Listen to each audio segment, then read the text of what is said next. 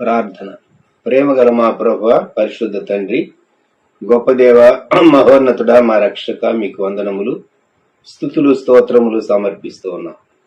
ఆన్లైన్లో మీ సన్నిధిలో ఏకీపిస్తున్నటువంటి బిడ్డలను బలపరచండి. విశేషమైనటువంటి మీ కృప మాకు తోడుగా ఉంచి మా ఆత్మలు ఉజ్జీవింపు చేసి బలపరిచి మీరు మాట్లాడి మహిమను పొందువని, అతని ఆత్మతో మా హృదయములను మా మనస్సులను నింపుమని, మా పెదవులను నింపుమని, మా ఆత్మలను బలపరుచుమని యేసయ్య నామములో అడుగుతున్నాం తండ్రి, ఆమేన్.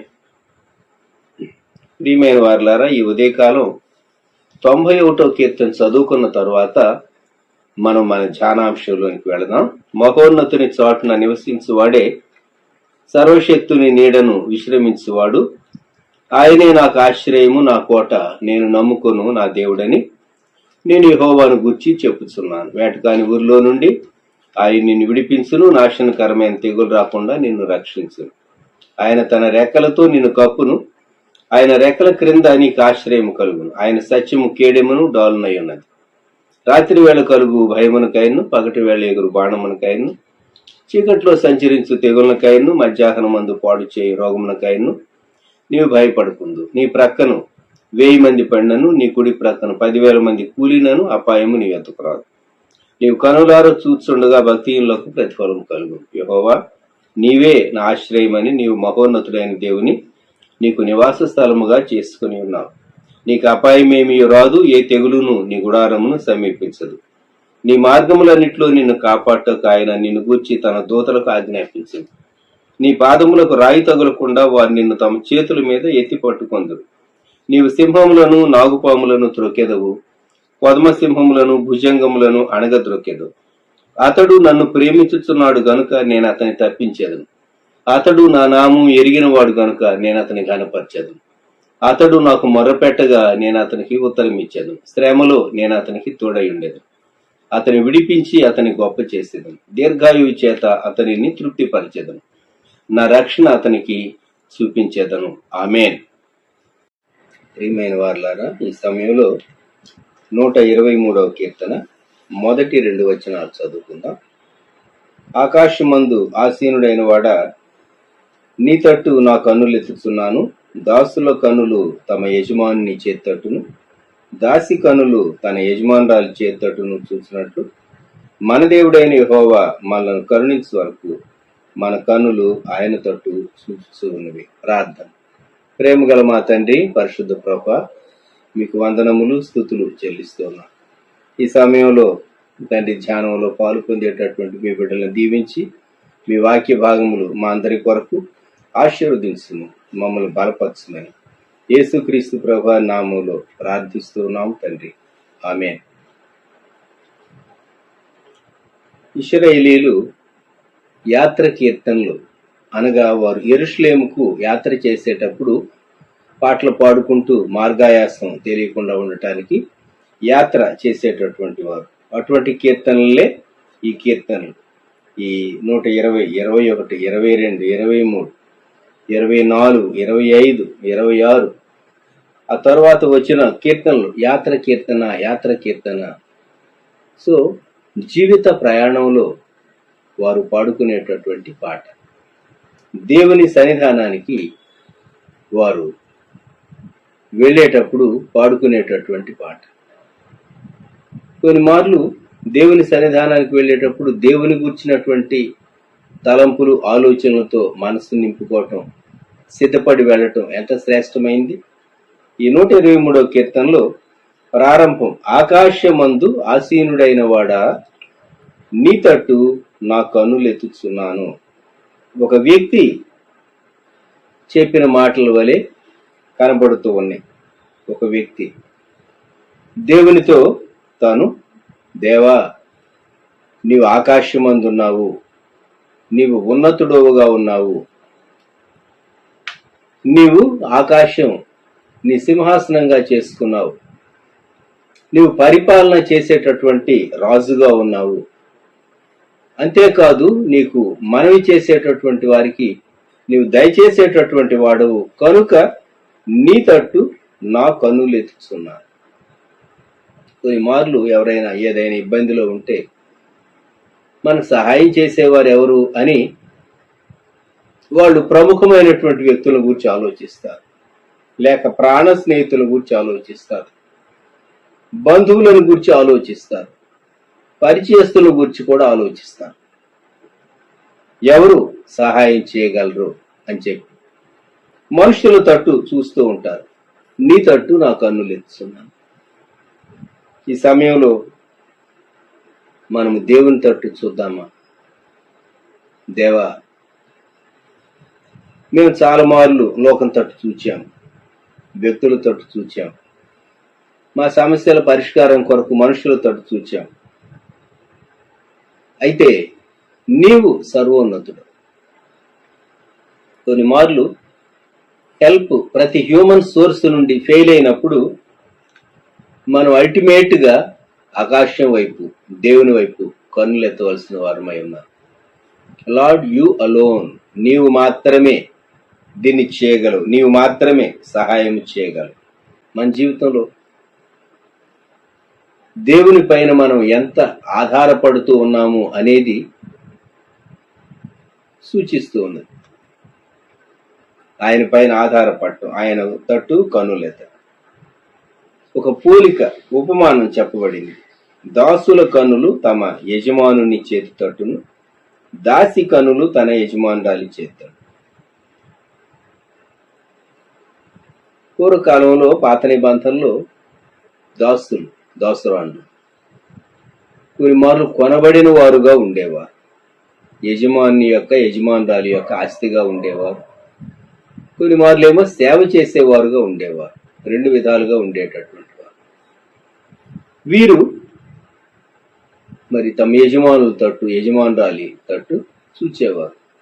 చూడటంలో కూడా చేతి తట్టు వారు సహాయం చేస్తారని ఆశగా కనిపెట్టుకునేటటువంటి వారు. అలాగూ మన దేవుడైన యెహోవా మనలను కరుణించు వరకు మన కనులు ఆయన తట్టు చూచు. కరుణించు వరకు అనే మాట ఉదయకాలం జ్ఞాపకం పెట్టుకుంది. ఎప్పటి వరకు, ఎంతకాలం వరకు? ఆయన కరుణించు వరకు, ఆయన కరుణించు వరకు. మన దేవుడైన యెహోవా మనలను కరుణించు వరకు. ఉదయకాలం మత్తయి సువార్త 15వ అధ్యాయం 21వ వచనం నుండి 28 వరకు నేను చదువుతాను, గమనించండి మీ బైబిల్స్ లో. Matthew chapter 15 from verse 21. యేసు అక్కడ నుండి బయలుదేరి తూరు సీదోనుల ప్రాంతములకు వెళ్ళగా, ఇదిగో ఆ ప్రాంతము నుండి కనాను స్త్రీ ఒకటి వచ్చి, ప్రభువా, దావీదు కుమారుడా, నన్ను కరుణింపుము, నా కుమార్తె దయ్యం పట్టి బహు బాధపడుతున్నదని కేకలు వేశాను. అందుకు ఆయన ఆమెతో ఒక్క మాట అయినను చెప్పలేదు. అప్పుడు ఆయన శిష్యులు వచ్చి, ఈమె మన వెంబడి వచ్చి కేకలు వేస్తున్నది గనుక ఈమెను పంపివేయమని ఆయనను వేడుకొనగా, ఆయన, ఇశ్రాయేలు ఇంటివారై నశించిన గొర్రెల యొద్దకే గాని మరి ఎవని యొద్దకును నేను పంపబడలేదని. అయినను ఆమె వచ్చి ఆయనకు మ్రొక్కి, ప్రభువా, నాకు సహాయము చేయమని అడిగాను. అందుకు ఆయన, పిల్లల రొట్టె తీసుకొని కుక్క పిల్లలకు వేయుట యుక్తము కాదని చెప్పగా, ఆమె, నిజమే ప్రభువా, కుక్క పిల్లలు కూడా తమ యజమానుల బల మీద నుండి పడు ముక్కలు తిన్ను గదా అని చెప్పాను. అందుకు యేసు, అమ్మ, నీ విశ్వాసము గొప్పది, నీవు కోరినట్టే నీకు అవునుగాక అని ఆమెతో చెప్పాను. ఆ గడియలోనే ఆమె కుమార్తె స్వస్థత నొందింది. దేవుడు శరీరధారిగా యేసుక్రీస్తు ప్రభు పేరుతో భూమి మీద సంచరించినటువంటి కాలంలో ఆయన యెరూషలేము ప్రాంతాల్లో, అనగా ఇశ్రాయేల్ దేశంలో ఆయన సంచరించారు. ఆ ప్రక్కన ఉన్నటువంటి తూరు సీదోను ప్రాంతాలు కూడా ఆయన దర్శించాడు అని మనకు అర్థమవుతుంది. ఈ తూరు సీదోన్లు అన్యులు నివసించేటటువంటి ప్రాంతాలు. మత్తయి సువార్త 15వ అధ్యాయం 21వ వచనం. యేసు అక్కడి నుండి బయలుదేరి తూరు సీదోనుల ప్రాంతములకు వెళ్ళగా, ఆ తూరు సీదోను ప్రాంతాల్లో ఉండేటటువంటి వారు ఎవరు అంటే యూదులు కాదు, యూదేతరులు, కనానీయులు అని చెప్పాలి. అందుకే 22వ వచనంలో కనాను స్త్రీ ఒక ఆమె యేసుక్రీస్తు ప్రభు దగ్గరకు వచ్చింది. ఈ కనాను స్త్రీ ఏమని యేసుక్రీస్తు ప్రభు ఎదుట ఒక పిటిషన్ పెట్టిందో చూడండి. యూదురాలు కాదు, మీరు యేసు ప్రభు యూదుడు, నేను యూదురాల్ని, కనుక యేసు ప్రభు నాకు సహాయం చేయమని అడగటానికి. కానీ ఈమె ప్రభువా, దావీదు కుమారుడా, నన్ను కరుణింపుము అనేటటువంటి మనవితో నా కుమార్తె దయ్యం పట్టి బహు బాధపడుతున్నదని కేకలు వేశాను. అంటే ఆమె యేసుక్రీస్తు ప్రభు దగ్గరకు రావటానికి ఆమెకి యాక్సెసిబిలిటీ లేదు. యేసుక్రీస్తు ప్రభు చుట్టూ విస్తారమైనటువంటి ప్రజలు గుంపులు ఉండేవారు. ఆయన మాటలు వినటానికి, ఆయన వాళ్ళని స్వస్థత పొందటానికి, ఆయనను చూడటానికి ప్రజలు గుంపులుగా ఆయన ఎక్కడికి సంచరిస్తూ ఉన్నా వచ్చేటటువంటి వారు. అందువలన తన స్వరము ఆయనకు వినబడితే ఆయన కరుణిస్తాడని ప్రభువా, దావీదు కుమారుడా అన్నది. యేసుక్రీస్తు ప్రభు దావీదు కుమారుడు, ఆయన దావీదు వంశంలో నుండి వచ్చాడు అనేటటువంటి మాట తండ్రి అయినటువంటి దేవుడు దావీదు సింహాసనాన్ని యేసుక్రీస్తు ప్రభు వారికి ఇవ్వబోతున్నాడని పండితులు గ్రహించలేకపోయారు. ఒక స్త్రీ ప్రభువా, దావీదు కుమారుడా అని కేకలు వేస్తూ ఉన్నది. చూడండి ఎంత చక్కని అవగాహన ఈమెకు. దావీదు రాజు, పాత నిబంధన కాలంలో గొప్ప రాజు దావీదు. యూదులను ఒక జనాంగంగా రూపొందించట్లో, ఒక రాజ్యంగా నిర్మాణం చేయటంలో దేవుడు బహు అద్భుతమైన రీతిగా దావీదును వాడుకున్నాడు. కనుక అటువంటి దావీదు వంశంలో నుండి వచ్చినటువంటి ఈ కుమారుడు, దావీదు కుమారుడు ప్రభు అయినటువంటి యేసుక్రీస్తు వారు. దావీదు అనేక మందికి సహాయం చేశాడు. దావీదు కుమారుడా, నన్ను కరుణించు అని మరి యేసుక్రీస్తు ప్రభు యొక్క పితరుని పేరెత్తి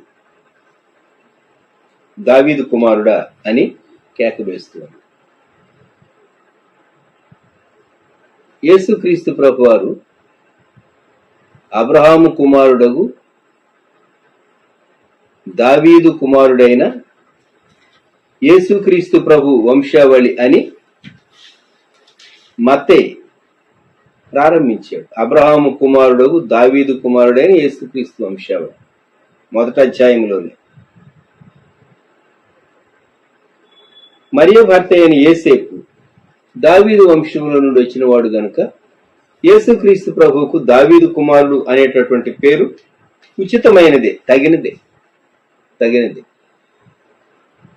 రాజుగారి దగ్గరకు వచ్చి మనవి చేస్తుంది అని చెప్పాలి. ఒక విధంగా కొన్ని మార్లు కొంతమంది వ్యక్తుల సహాయానికి వెళ్ళినప్పుడు, అయ్యా మీ పూర్వీకులు వారు చాలా గొప్పవారు, జమీందారులు లేక రాజులు, ఫలాని వంశం వారు, ఎందరికో సహాయం చేసినటువంటి వారు అని వారి పూర్వీకులను గుర్తు చేసి సహాయం అడుగుతూ ఉంటారు. ఇక్కడ ఈ స్త్రీ అదే మెథడ్ ఫాలో అయింది. ఈమె కనానీయురాలు, ఒక అన్యురాలు. యూదులలో అనేకులకు లేనటువంటి గ్రహింపు ఒక అన్యురాలికి వచ్చింది. పురుషులకు లేనటువంటి గ్రహింపు ఒక స్త్రీకి వచ్చింది. ఆ స్త్రీ సమస్య, కుమార్తె దయ్యము పట్టి బహు బాధపడుతున్నది. బహుశా కుటుంబంలో భర్త లేడేమో, లేక ఉన్నా ఒకవేళ ఆ భర్త తాను ఈమెకున్నటువంటి నమ్మకం ఆ భర్త కలుగలేదేమో తెలియదు. కానీ ఈ స్త్రీ బయలుదేరి వచ్చింది. ఈమె చొరవ తీసుకున్నది. తన కుమార్తెకి ఎంతో మెడికల్ గా ఆమె సర్వీస్ డాక్టర్ల చేత, వైద్యుల చేత చేయించి ఉంటుంది. ఎవరు ఆ దయ్యాన్ని వెళ్ళగొట్టలేకపోయారు. నా కుమార్తె దయ్యం పట్టి బహు బాధపడుతూ ఉన్నది అంటే ఇది ప్రొలాంగ్డ్ పీరియడ్ అని మనం జ్ఞాపకం చేసుకోవచ్చు. ఈమె చాలా అలసిపోయింది, అయినా తన ప్రయత్నాన్ని విడిచిపెట్టలేదు. ఈమెమో కేక వేసింది అని లేదు, కేకలు వేసింది. ఒక మారు కాదు, అనేక మారు. మనం అనేక మార్లు ప్రార్థన ఒక అంశం కొరకు చేస్తామా? ఎన్నిసార్లు చేయాలండి? దేవునికి తెలుసు కదా, దేవుడు ఎందుకు ఇవ్వడు? దేవుడు ఎందుకు చేయటం లేదు, నెరవేర్చడం లేదు? ఎంత ప్రార్థన చేశాను, ఎంత గట్టిగా ప్రార్థన చేశాను, ఎంత ఆశతో నేను కనిపెట్టాను అని కొందరు అంటూ ఉంటారు. అటువంటి వారికి ఈ స్త్రీ ఒక చక్కని మాదిరిగా మనకు కనబడుతున్నది. ఆమె కేకలు వేసింది. ఎప్పటి వరకు? యేసుక్రీస్తు ప్రభు ఆమె యొక్క అంశాన్ని డీల్ చేసే వరకు. మొదట ప్రభు రెస్పాన్స్ ఏంటో చూడండి. మత్తయి సువార్త 15:23. అందుకు ఆయన ఆమెతో ఒక్క మాట ఏనను చెప్పలేదు. యేసుక్రీస్తు ప్రభు అలా మౌనంగా ఉండటం అనేది చాలా పెక్యులియర్ గా మనకు అనిపిస్తుంది. సహజంగా ఆయన అలా ఉండరు, రెస్పాండ్ అవుతారు. అయితే యేసు ప్రభు వారు ఒక ఉద్దేశంతోనే మౌనంగా ఉన్నాడు. కొన్ని మార్లు దేవుని ఉద్దేశం మనం గ్రహించడం మన పరిమితమైన జ్ఞానానికి మనకు కొంచెం కష్టం అని అనిపిస్తూ ఉంటుంది. దేవుడు ఎందుకు మౌనంగా ఉన్నాడు, దేవుడు ఎందుకు సైలెంట్ గా ఉన్నాడు, దేవుడు ఎందుకు మాట్లాడట్లేదు, దేవుడు ఎందుకు జవాబు ఇవ్వటం లేదు, నేను అరుస్తూ ఉన్నా, కేకలు వేస్తూ ఉన్నా, ప్రార్థన చేస్తూ ఉన్నాను కదా అని మనం అనుకోవచ్చు. ఈ స్త్రీ కేకలు వేసింది, అయితే ప్రభు మౌనంగా ఉన్నాడు. శిష్యులు అడిగారు, యేసు ప్రభు ఆమె అడిగింది ఏదో చేసేసేసి త్వరగా ఆమెను పంపించేయకూడదా? ఆమె కూడా ఆ మాట వింటూ ఉన్నది దూరం నుండి, బహుశా లేక కొంచెం దగ్గరకు వచ్చి. ఆయన ఇశ్రాయేలు ఇంటివారై నశించిన గొర్రెల యొద్దకే గాని మరి ఎవని యొద్దకును నేను పంపబడలేదని. మొదట ఆయన వాగ్దాన ప్రకారం యూదులకు రక్షకుడు, అన్యులకు రక్షకుడు. ఇది అద్భుతం. యేసుక్రీస్తు ప్రభు వారు అందరినీ రక్షించడానికి, యేసుక్రీస్తు అందరికీ ప్రభు, ఆయన అందరినీ రక్షించడానికి, అందరి కొరకు సిలువలో ప్రాణం పెట్టడానికి వచ్చాడు. అయితే యూదులను ఆయన ప్రత్యేకంగా ఏర్పాటు చేసుకున్నాడు గనుక, యూదా జనాంగాన్ని ఏర్పరచుకున్నటువంటి ప్రియ ప్రభు ఆయన, నేను ఇశ్రాయేలు ఇంటి వారి యొద్దకే వచ్చాను, వారికి సహాయం చేయటానికి అని అన్నాడు. ఈ రెస్పాన్స్ ఎలా ఉన్నదో చూడండి. 25వ వచనం. అయినను ఆమె వచ్చి ఆయనకు మ్రొక్కి. ఇంకొకరైతే ఆ జవాబు విని తటాలను వెదిరిగి వెళ్ళిపోవాలి. ఈయన వాళ్ళ కులస్తులకేనట, వాళ్ళ మతస్థులకేనట, యూదా మతస్థులకు, బయట వారికి ఎవరికి సహాయం చేయడట, ఇశ్రాయేలీలకేనట, తూరు సీదోన్ల ప్రాంతాల్లో వారికి ఆయన సహాయం చేయడట అని కొందరు వినేటట్టుగా గట్టిగా మాట్లాడి వెళ్ళిపోయి కూడా ఉండొచ్చు ఇంకొకరైతే. అయితే ఈ స్త్రీ విని వచ్చి ఆయనకు మ్రొక్కుతూ ఉన్నది. ఎక్కడి నుండి వచ్చింది విధేయత? తన్ను ఒక విధంగా యేసు ప్రభువారు చిన్న బుచ్చే మాట అన్నారు.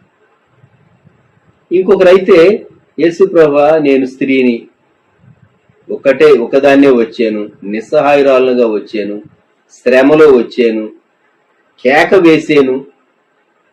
పురుషులు కేక వేయటం వేరు, స్త్రీ కేక వేయటం వేరు. ఎక్కువ మంది పురుషులు ఉన్నటువంటి స్థలంలో ఒక స్త్రీ కేక వేయటం వినేవారికి కొంచెం వింతగానో ఎబ్బెట్టుగానో ఉండొచ్చు.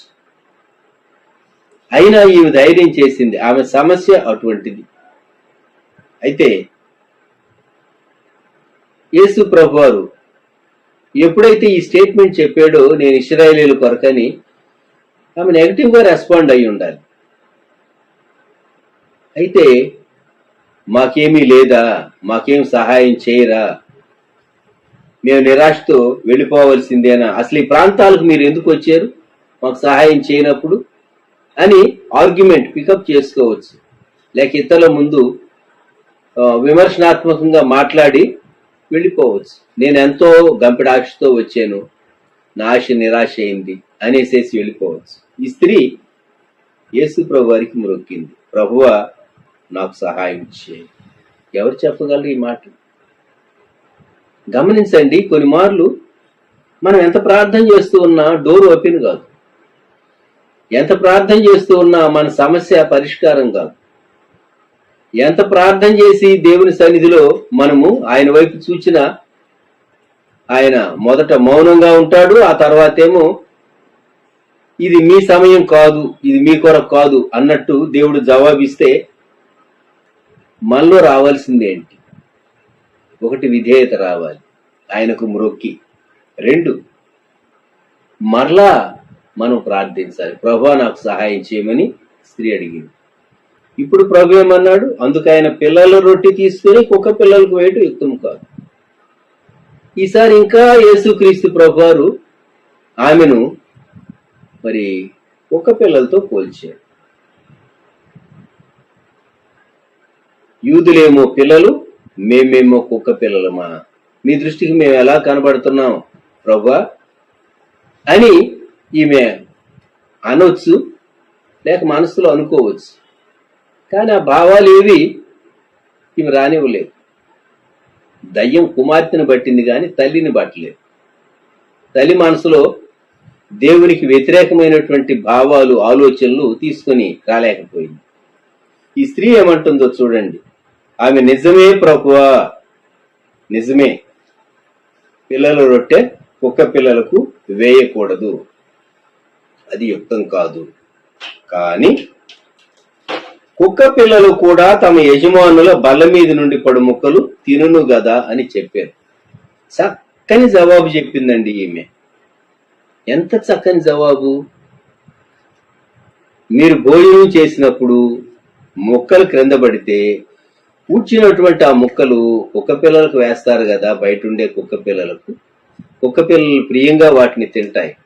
అలాగే ప్రభువా, మరి కుక్క పిల్లలు కూడా ముక్కలు, రొట్టె ముక్కలు తింటాయి కదా, మమ్మల్ని అలాగే అనుకో, నాకు సహాయం చేయి అని ఎప్పుడైతే అన్నదో 28వ వచనం. అందుకు యేసు, అమ్మ నీ విశ్వాసము గొప్పది. ఇంగ్లీష్ లో ఉమన్ అని ఉంటుంది. ఓ స్త్రీ, నీ విశ్వాసము గొప్పది. ఆమె ఎటువంటి నమ్మకంతో ప్రభు దగ్గరకు వచ్చిందో అది ప్రభు రుజువుపరచాలనుకున్నాడు. ఒక విధంగా ప్రభు ఆమెను తగ్గించినట్టుగా కనబడుతూ ఉన్నది, కానీ ప్రభు ఆమె యొక్క విశ్వాసాన్ని బయటకు తెచ్చి ఆమెకు గౌరవాన్ని అధికం చేశాడు. నీ విశ్వాసం గొప్పది, నీవు కోరినట్టే నీకు అవునుగాకని ఆమెతో చెప్పాను. ఆ గడియలోనే ఆమె కుమార్తె స్వస్థనుంది. ఆ గడియలోనే ఎలాగ అర్థమైంది? యేసు ప్రభు ఈ మాట చెప్పిన తర్వాత ఆమె నమస్కారం చేసి ఉంటుంది, బయలుదేరి వెళ్ళి ఉంటుంది. ఆమె అక్కడ నుండి బయలుదేరి వెళ్ళటానికి సమయం ఎంత పట్టిందో, అరగంట పట్టిందా, గంట పట్టిందా, గంటన్నర పట్టిందా, 2 గంటలు పట్టిందా?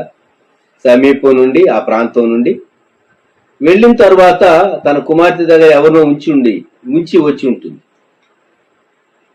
తన కుమార్తె చాలా సోబర్గా, చాలా ఆరోగ్యకరంగా, ముఖంలో తేడా కనబడుతూ ఉంటుంది. తన కుమార్తె యవనస్తురాలు అయి ఉండాలి. బాగుపడ్డట్టుగా ముఖం చూడగానే అర్థమైపోయి ఉంటుంది. ఎవరి కేర్కైతే అప్పగించారో వారిని అడిగి ఉండాలి, ఏమని, ఎప్పుడు ఈమె బాగయింది, ఎప్పుడు ఈమెకు ఆరోగ్యం కలిగింది అని అన్నప్పుడు, ఏ గడిలోనైతే యేసుక్రీస్తు ప్రభువారు నీ కుమార్తె స్వస్థత పొందింది అని చెప్పాడో ఆ సమయంలోనే అని తనకు అర్థమైంది. నీవు కోరినట్టే నీకు అవునుగాక. ప్రభు చెప్పినటువంటి సమయం, కుమార్తె ఇక్కడ బాగుపడినటువంటి సమయం టాలీ చేసుకుంటే సరిపోయింది. ఈ ఉదయకాలం మనం జ్ఞాపకం చేసుకోగోరేటటువంటి మాట, మన ప్రభు మన సమస్య సరిచేయటానికి, మన కుటుంబీకుల యొక్క సమస్య సరిచేయటానికి ఆయన ఇష్టం కలిగి ఉన్నాడు. అయితే ఆయన ఒక చిన్న పరీక్ష పెడతాడు మనకు. ఈ స్త్రీకి పరీక్ష పెట్టినప్పుడు పరీక్షలో ఆమె పాస్ అయింది. ఆమెలో ఎటువంటి నమ్మకం, ఎటువంటి విశ్వాసం ఉన్నదో దేవుని పట్ల, వదలని సడలని విశ్వాసం. ఒకవేళ చిన్నబుచ్చినా కూడాను ఆమె ఫీల్ కాకుండా ఆమె అదే విశ్వాసాన్ని కనుగరిచింది తన మనవి నెరవేరే వరకు. అటువంటి విశ్వాసంతో ఈ ఉదయకాలం మనం ప్రభు వైపు చూద్దామా? దేవా, ఈ పరిస్థితులన్నిట్లో నుండి, ఈ సమస్యలన్నిట్లో నుండి, ఈ కష్టాలన్నిట్లో నుండి, ఈ ఇబ్బందులన్నిట్లో నుండి, ఇరుకుల్లో నుండి, వ్యాధుల్లో నుండి, బాధల్లో నుండి దేవా నీవు మాకు సహాయం చేయాలి.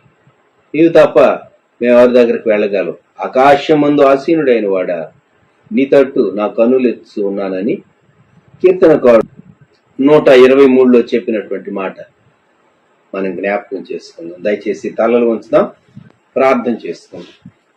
ప్రేమ గల మా తండ్రి, పరిశుద్ధ ప్రభువా, గొప్ప రక్షక మా దేవ, మీకు వందనములు, స్తోత్రము. ఈ సమయంలో మేము